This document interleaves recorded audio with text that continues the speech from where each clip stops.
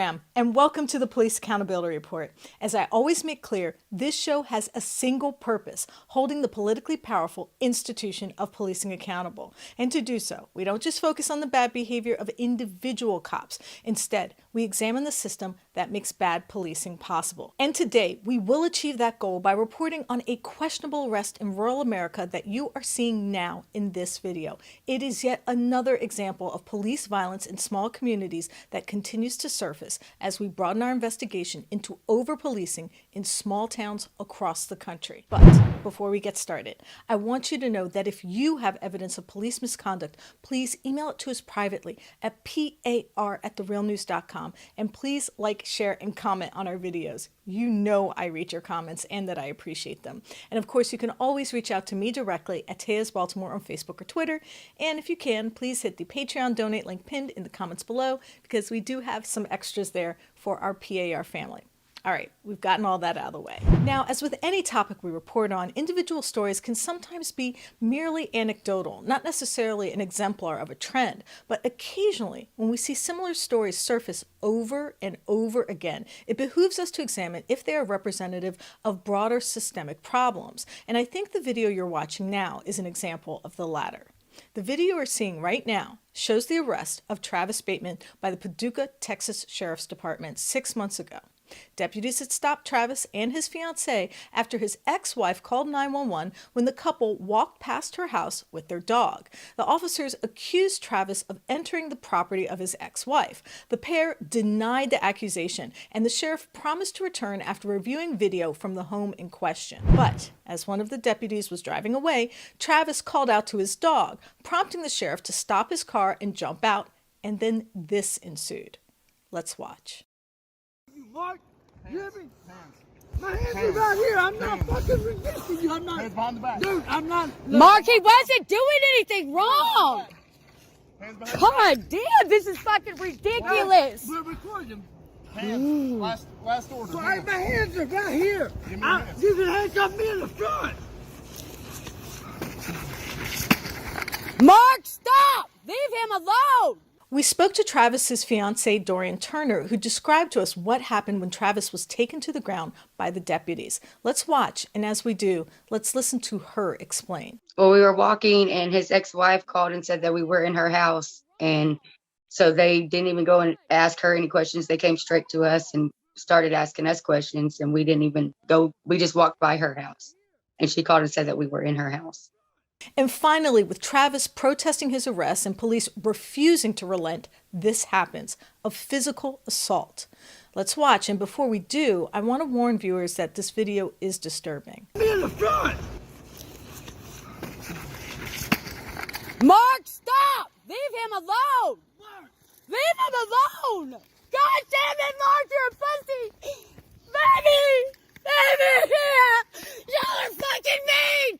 Y'all are wrong for what you're doing! He wasn't doing anything!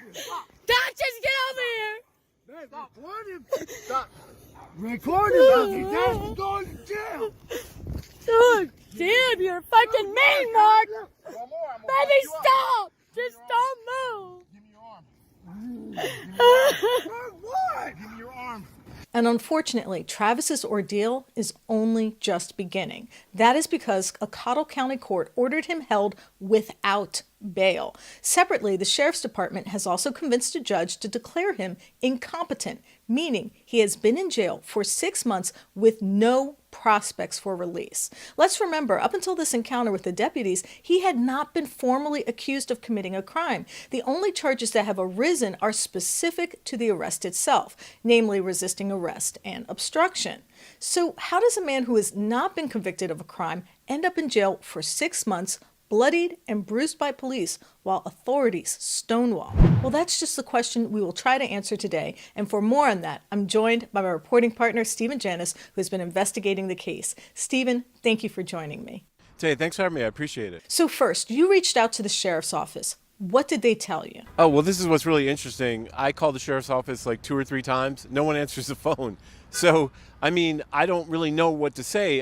There was no one answering the phone there, no one answering the phone at the prosecutor's office.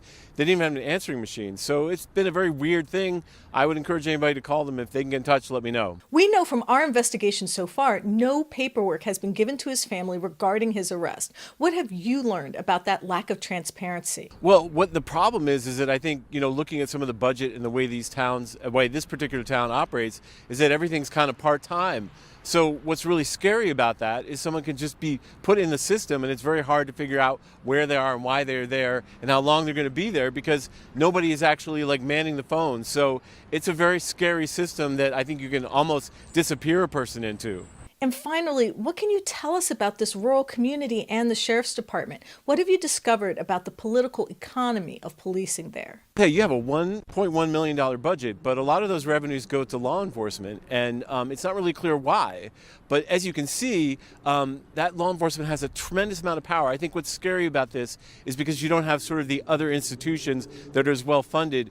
There's so much power concentrated in the sheriff that I think the sheriff feels like he can make arrests like this and doesn't really have anyone to be held accountable to. I think it shows the great risks of powerful law enforcement in rural communities that are poor, because the law enforcement sucks up a lot of the money, and therefore there are no institutions to hold them accountable, like media, and it's really ultimately very scary. And now we're joined by Travis's fiance, Dorian Turner, to give us an update on the case and how this arrest has affected both her and Travis. Dorian, thank you for joining us. Thank you. So can you tell me why the officer approached you and your fiance? Well, we were walking and his ex-wife called and said that we were in her house. And so they didn't even go and ask her any questions. They came straight to us and started asking us questions, and we didn't even go. We just walked by her house, and she called and said that we were in her house. But wasn't there evidence that you did not go into the house? Yeah, she has cameras on the outside of her house, so they could have went over there and investigated it before they came and talked to us. Why did you walk by the house? Well, we just took in the dog for a walk, and we went a block up and then just all the way down the street and then back around to our house, and her house is on the next block over. What did the officer first say when he encountered you? Well, he's like, Dorian, can I talk to you? And I was like, for what? Did I do something wrong? And he was like, well, did you? And I was like, walking the dog? Is there something with walking the dog? And he's like, no. Did you go into somebody's house? I was like, no. And then here comes the sheriff, and he pulls up and he's like, people have video cameras on the outside of their house. And I'm like, yeah, and they're allowed to. I said, can you go check and see? Because we didn't go in her house. We walked right by her house. How did the officer respond to your request to review the homeowner's footage? He's like, well, if I go over there and find out different, I will come back for a arrest warrant for you, Travis. How did things turn so badly? How did things escalate so suddenly? Well, I was like, are we free to go? Can we go now? And he's like, yeah, you're free to go. So they both get in their vehicles and start driving off. And we have our dog with us, and it's a big old lab. And T starts yelling at the, we don't have her on a leash. She just walked right next to us most of the time. And we started walking off, and T starts yelling at the dog. And I guess Mark Box thought he was talking to him, and he slams his vehicle in park and jumps out and was asking T for his driver's license, knowing that we don't have it on us because we've been walking. Why was your fiance in cuffs? Did the officer ever say what the probable cause was or why he was being arrested? Did the officer ever explain why he was arresting him? No, he just kept on asking him for his driver's license. And I'm like, Mark Box, we don't have our stuff on us. We've been walking. We can go down to the house and get it if you need it.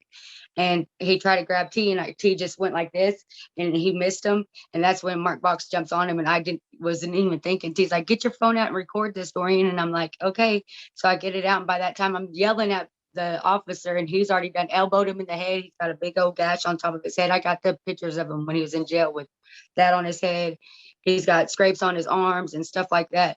Knowing that T's wrists are messed up, he could arrest him and put his handcuffs in the front, but he won't. So that's why T was like, put him on in the front and I'll let you do it. And he wouldn't do it. I noticed the familiarity with the officer didn't seem to help. He said that he knew that Travis had mental health issues and that he had a medical issue with his wrists. Why didn't this familiarity help you? I mean, this is a small town, so why did it make things worse? They know we live in a little small town, and everybody knows everybody. He knows T has not had his medicine and stuff, because we haven't been able to get to Childress to go get his medicine. And he knows how T is, because he's the one that arrested him. Like, he's been arrested 9 times before that. Why did the officer start hitting your fiance? At a certain point, you can see the blood pouring out of the back of his head. He didn't appear to be fighting or attempting to run away, so why did the officer strike him so many times? He's been wanting to get, he's been to that, he came and served tea with some papers one time, and he was like, took his belt off, his gun off, his badge off, and told T to come out to the street and we can fight out there before this, a couple months before this happened. So tell me about this sheriff's department. Have there been other complaints about them? What is their reputation in the community? Well, my mom's friend Carolyn, she has a daughter that's mentally ill too, and he's done almost the same thing with her. Like, I got pictures. I asked her to send me pictures yesterday of the incident, and she has had cancer, and she has a port in her right here in her chest area, and he already had her in handcuffs, and he put his knee in her shoulder right here, right on top of the port on concrete. She's got scrapes on her arm right here. Yes, he's done it to several people here in town. But one guy, he can't talk about it. I don't know if he got compensated with anything or had to sign a paper or something. But yeah, he's done it to several people. Has the media done any reporting on this police department? T wanted me to send it to the news, and I was like, I was kind of scared to, because I don't know if they'll come in, you know what I mean? Like, try to say something to me about it or anything like that. I don't know, but I was like, I got to do something, because we haven't heard anything, nothing. His lawyer doesn't want to help us. His lawyer hasn't even called him since he's been in there, and it's been 6 months. I had to call his lawyer the other day to see what was going on with this case, because, I mean, there's no bond set. He's sitting there just wondering, and nothing's happening. I know you told me he had 9 arrests before this, but what is his life like now? Till I either go talk to the judge and he'll finally go and set a bond for him or something. But I've been having to work to go and try to get something done about it. We've been together 1.5 years, and this is okay. The last 6 months of it, he's been in jail. And before that, it was 9 arrests, and it's been going on for the last year. So ever since he got divorced from his ex-wife. See, I've never been in a relationship like this, and this is something out of this world. Like, this is insane. What was your fiance actually charged with? It was resisting arrest, terroristic threat, and assault on a police officer. You know, you mentioned something here I almost didn't see, which was that the officer took photographs of your fiance's blood on his clothes and photos of his injuries. Do you know why he did that? In the video, you can see where Mark Box has blood on his pants from T, and he kind of did it on purpose. If you really pay attention, you can see where Mark Box kind of rubs his head to get it on his pants, and the officer walks over to his vehicle in the background, and you can see him taking a picture and smiling where he has T's blood on him. And in the emergency room, he does the same thing. He takes the phone and holds it up like this, where he's right here and T's in the background and taking a picture with T in handcuffs. T was telling me when he got to, because he calls me as soon as he gets into the jailhouse. And because you get that one phone call, and that's the first thing he tells me. He's like, Dorian, he was taking another picture. This is the second time he's done that. He came in and arrested him out here one time, and there was no reason for him to take him to jail. And he had one handcuffed on one wrist, and he was taking his arm and putting it all the way behind his back, pulling it up to his head and kicking his feet out from under him. Hey, 3 or 4 times he did that. He didn't have his body cam on either. And I was like, why are you doing that? There's no need in that. T's wrists were so swollen when he got to the emergency. They had to take him to the emergency room that day, and that's when he was taking that picture like that again. So you said your fiance has been in jail for 6 months now without bail. Do you know why he's being held without possibility of bail? And do you know how much longer he may be locked up? Well, all the lawyer tells me is because he's incompetent. He's not incompetent. He's not at all. Like, if he's taking his medicine, he can tell you everything. He can tell you, he just doesn't understand why he is there. Now, as I said at the top of the show, there's a difference between a few anecdotal stories and an actual trend that points to a broader, more troubling reality. And that's the question we, of course, have to answer as journalists. Is there more to these stories of bad arrests than meets the eye? Well, according to a presentation we just attended, absolutely yes. So what do I mean? Well, the talk we attended was on a topic we have referenced many times on this show. It dealt with a surprising statistical analysis that controverts the current notion of mass incarceration in America. What we learned is that when it comes to larger state prisons, the trend is decidedly downward, meaning states and big cities are not building prisons and are decreasing inmate populations as a whole. But that doesn't mean America's addiction to mass incarceration is taking a breather. Not even close. That's because the construction of local jails is exploding. If you look at this chart, local facilities are being constructed and expanded in rural communities around the country. And as the statistics show, when they build it, police fill it. Often with nonviolent offenders and people addicted to drugs, the favorite fodder of our well-oiled drug war machine. And what's really disturbing about this emphasis on local jails is how the data shows the primary goal is cash. That's because jails often house people at the behest of the state. Inmates who have broken state laws and thus need to be housed in a way that makes it look like mass incarceration is decreasing. And when local jails take on excess prisoners, the cash rolls in. The inmates disappear from the state populations and the local jails keep expanding. What's really distressing about this trend is that much of the construction takes place in communities where other industries and drivers of economic growth have disappeared. Take, for example, Eastern Kentucky, where the coal business has stalled, but jail building has boomed. I think the point here is that when we see an inexplicable arrest like Travis's, we have to probe deeper to understand the imperative that is driving these arrests. When cops literally fabricate crimes to put people in handcuffs, we need to look at the systematic trends that incentivize the behaviors that would otherwise seem impossible to explain. What I mean is that we can't just show a shocking arrest without talking about the broader and less visible power that rewards bad policing and punishes the people subject to its extremes. That's why we will continue our investigation of rural and small town policing. And that's why we'll also hold the departments accountable who serve this system instead of serving the people who deserve better. I want to thank Travis's fiance, Dorian, for speaking out on his behalf. Thank you, Dorian. And of course, I have to thank intrepid reporter Stephen Janis for his writing, research, and editing on this piece. Thank you, Stephen. Hey, thanks for having me. I appreciate it. And I want to thank friend of the show, Noli D, for her support. Thanks, Noli D. And a shout out to our awesome mod, Lacey R. Thanks, Lacey.